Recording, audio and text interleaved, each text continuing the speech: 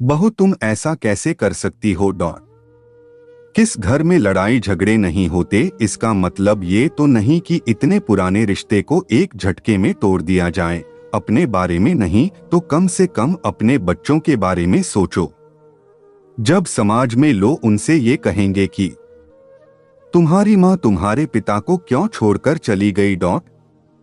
कुछ तो ख्याल करो कितनी बदनामी होगी। फिर तुम इस घर के बेटे के खिलाफ कैसे जा सकती हो? शर्मिला जी अपनी बहू रंजना से कह रही थीं। रंजना बड़े आत्मविश्वास के साथ बोली, मम्मी जी आखिर मैं सही समय का इंतजार कब तक करती रहती? एक न एक दिन बीते समय के खिलाफ तो मुझे आवाज उठानी ही थी। अब मेरे बच्चे अब समझदार हो गए हैं, वो समझेंगे कि उनकी माँ ने ये कदम क्यों उठाया, क्यों उसके पिता से अलग हो गई।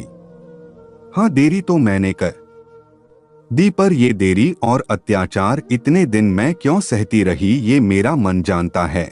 मैं बस इंतजार कर रही थी कि मेरे बच्चे समझदार हो जाएं और अपनी पढ़ाई पूरी कर ले, फिर मैं इस रिश्ते का बोझ नहीं उठाऊंगी। तभी रंजना का पति अनूप आया और बोला, अच्छा बहुत जल्दी तुम्हें एहसास हुआ कि ये रिश्ता नहीं बल्कि एक बोझ है। फिर क्यों इतने सालों तक तुम मेरे साथ इस रिश्ते में बंधी रही, बस मेरा फायदा उठाने के लिए?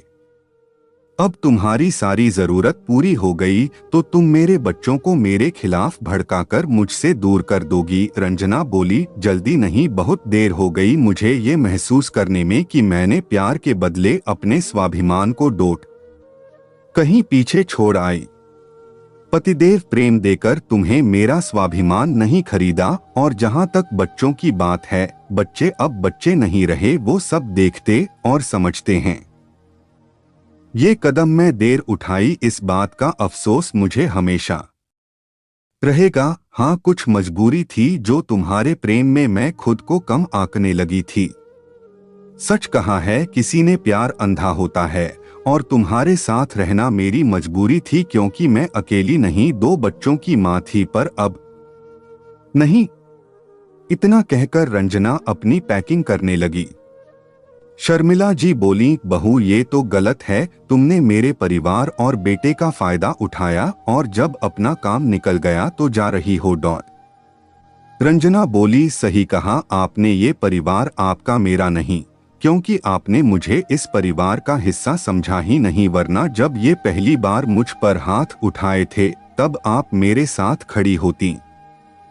जहां तक काम निकलने की बात है, तो क्या दोनों बच्चे मैंने अकेले पैदा किया, तो उसकी जिम्मेदारी में अकेले क्यों उठाऊं? शर्मिला जी बोली, बहू ये कैसी बातें कर रही हो?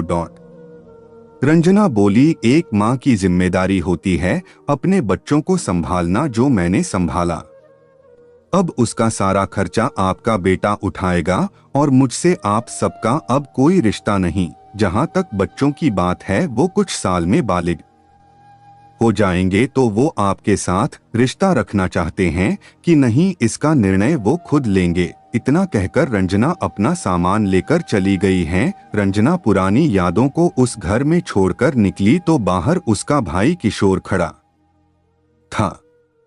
भाई को देखते ही रंजना फूट फूट कर रोने लगी। किशोर बोला, रंजना जब जागो तभी सवेरा, भूल जाओ पुरानी बातों को, चलो चलते हैं। इतना कहकर दोनों चल पड़े। ट्रेन में रंजना किशोर से बोली, भैया पापा सही कहते थे कि मेरे ही फैसले से एक दिन मुझे अफसोस होगा। इस रिश्ते में सिर्फ मैं नहीं, मेरे बच्चों ने भी बहुत कुछ सहा। किशोर ने रंजना को हौसला दिया। रंजना उन यादों में खो गई जब अनूप से उसे प्यार हुआ और परिवार के खिलाफ जाकर उसने शादी की थी। शुरुआत के कुछ वक्त बहुत अच्छा रहा, फिर वो रोज की चिक-चिक। कुछ वक्त बाद रंजना ने जुड़वा बच्चों को जन्म दिया। उसने सोचा बच्चों की वजह से उनका प्रेम फिर लौट आएगा, किंतु प्रेम तो धूप और छाया की तरह होती है, जो आती जाती रहती है। धीरे धीरे बच्चे बड़े होने लगे। रंजना बहलाती फुसलाती और कहानियां सुनाकर अपने दर्द छुपा लेती।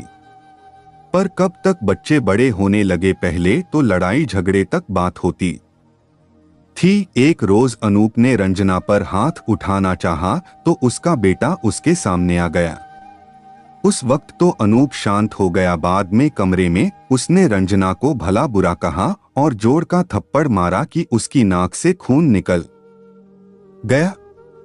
अगले दिन रंजना अपनी चोट को छुपाती है, पर बच्चे सब समझने लगे और माँ को समझाते कि माँ, जिस रिश्ते में आपको सम्मान नहीं मिलता उसमें कुछ नहीं बचता, आप इस रिश्ते से आजाद क्यों नहीं हो जाती। रंजना बोली, बेटा, जिंदगी में जो गलती की है उसकी सजा तो पानी ही होगी। अब कुछ समय की बात है, तुम लोगों की 12वीं की परीक्षा हो जाएगी, तुम अपने लक्ष्य की ओर और मैं अपने नए सफ की तरफ कदम बढ़ाओगी। रंजना एक पढ़ी लिखी औरत थी। इन सभी बातों की जानकारी उसने अपने भाई को दी थी और भाई के सुझाव पर नौकरी की तलाश में कर रही थी। देखते ही देखते हैं बच्चों के परीक्षा का समय नजदीक आया और ऐसी घटनाएं होती चली गई। सही कहा है किसी ने, जब तक आप विरोध नहीं करेंगे सामने वाला आपको कमजोर समझेगा। रंजना विरोध क्यों नहीं कर रही थी, इसके पीछे उसकी कुछ मजबूरी थी।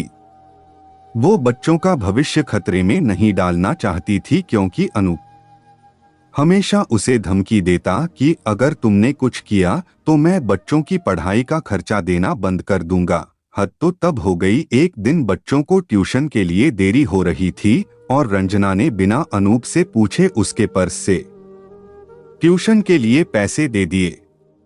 बच्चों के जाने के बाद अनूप जब सोकर उठा तो उसने अपने पर्स में पैसे कम देखे। उसने रंजना से सवाल किया। रंजना बोली, बच्चे जल्दी में थे इसलिए मैंने आपके पर्स से पैसे निकाल कर दे दिए, मैं दोबारा इसमें पैसे डाल देती हूँ। अनूप ने उसकी एक न सुनी और हाथ उठा दिया। रंजना दीवार से टकराई और उसके सर से खून बहने लगा। अनूप में इतनी भी इंसानियत नहीं थी कि वो रंजना को अस्पताल ले जाता। शर्मिला जी बोली, बेटा, अगर इसे कुछ हो गया तो तुम फंस जाओगे। अनूप उसे अस्पताल ले गया। डॉक्टर ने कारण पूछा तो रंजना बोली, बाथरूम में मेरा पैर फिसल गया और मैं दीवार से टकरा गई। उस दिन भी रंजना ने अनूप को बचा लिया, जो कि गलत था, पर गलती के पीछे उसकी मजबूरी भी थी। समय बिता, बच्चों की परीक्षा खत्म हुई और उसका रिजल्ट निकला। बच्चों को बहुत अच्छे अंक मिले और स्कॉलरशिप मिली। इस बात से रंजना खुश थी। समय रहते ही दोनों बच्चों को अनूप ने पढ़ने के लिए बाहर भेज दिया। उस दिन रंजना ने अनूप को अपना फैसला सुनाया कि मैं अब इस रिश्ते में नहीं रह सकती और इसके लिए मैंने कोर्ट में अर्जी दे दी है। अनूप ने बहुत हंगामा खड़ा किया, लेकिन रंजना ने उसकी एक नहीं सुनी, क्योंकि उसके बच्चे भी यही चाहते थे। वक्त रहते दोनों के रिश्ते अलग हो गए। कोर्ट ने बच्चों की पढ़ाई की जिम्मेदारी अनूप को दी। बच्चों से जब पूछा गया, उन्होंने मां के साथ रहने का फैसला किया और कोर्ट को सारी बात बताई।